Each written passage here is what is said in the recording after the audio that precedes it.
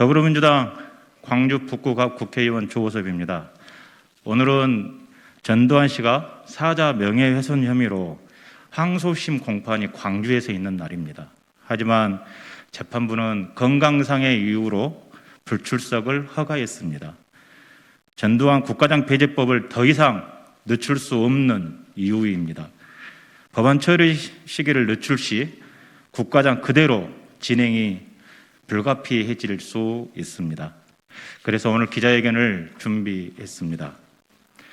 광주 학살 책임자 전두환의 역사적 단죄, 전두환 국가장 배제법의 신속한 처리를 촉구합니다. 안녕하십니까.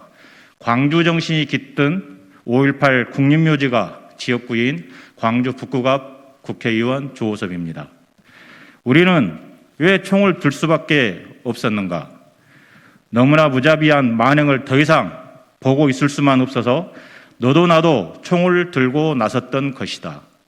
5.18 기록관에 보관되어 있는 1980년 5월 25일 광주 시민군 걸기문의 한 구절입니다.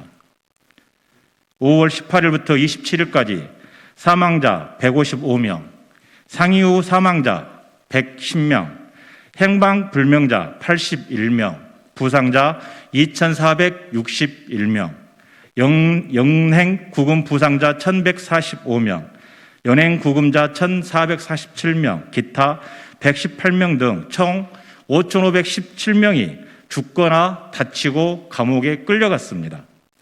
12.12 군사반란에 한가한 광주 시민을 향해 총구리를 겨누고 무차별적인 학살을 저지르도록 지시한 신군부의 책임자, 그 이름은 전두환입니다. 전두환은 1996년 서울지방법원에서 반란수괴, 내란 목적 살인, 뇌물수수 등의 혐의로 사형을 선고받았고 이듬해 대법원에서 무기징역형을 확정받은 중대 범죄자입니다. 대법원 판결문에는 시위에 대한 사격을 대법원 판결문에는 시위에 대한 사격을 전제하지 아니하고서는 수용할 수 없는 성질의 것, 작전 범위 내에서는 사람을 살해하여도 좋다는 발포 명령이 들어있었음을 분명하다라고 발표 책임에 대한 명시를 하였습니다. 국민 앞에 사죄와 참회의 눈물을 흘려도 용서가 안 될 범죄자인 전두환은 발포 명령자가 전두환이라고 정확히 명시되어 있지 않다는 이유로 1917년 회고록을 통해 발포 명령 사실 자체가 없다고 주장하고 있습니다. 특히 고 조비오 신부의 헬기 사격 목격 진술을 신부라는 말이 무색한 파렴치한 거짓말쟁이라고 사실을 왜곡해 사자 명예훼손 혐의로 1심에서 징역 8월 집행유예 2년의 유죄 확정 판결을 받았고 현재 항소심 재판이 진행 중입니다. 18차에 걸친 지난 1심 공판에서 전두환은 온갖 변명으로 재판에는 3번밖에 출석하지 않으면서 12.12 군사반란 기념 만찬과 강원도에서 골프를 즐기며 전 국민적 공분을 사기도 했습니다.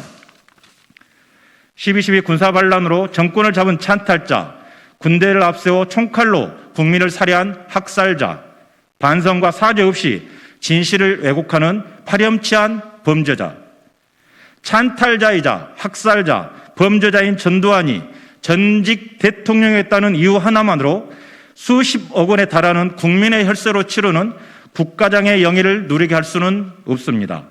만약 전두환의 사후 장례 절차가 국가장으로 치러진다면 우리는 후손들에게 대한민국 민주주의와 정의를 어떻게 이야기해도 변명받게 되지 않을 것입니다. 저는 지난 2020년 6월 4일 제1호 법안으로 전두환 국가장 배제법을 대표 발의했지만 현재까지 1년이 넘도록 행정안전위원회 상임위의 문턱을 넘지 못하고 있습니다. 21대 국회는 90세의 천수를 누리고 있는 전두환이 사죄와 참회의 석고대죄 없이 국가장을 치르게 되는 역사적 오점을 남겨서는 안 될 책임이 있습니다. 이에 민주주의와 국민의 이름으로 군부독재의 역사적 단죄인 전두환 국가장 배제법의 신속한 처리를 촉구합니다. 2021년 8월 30일 더불어민주당 국회의원 조호섭. 감사합니다.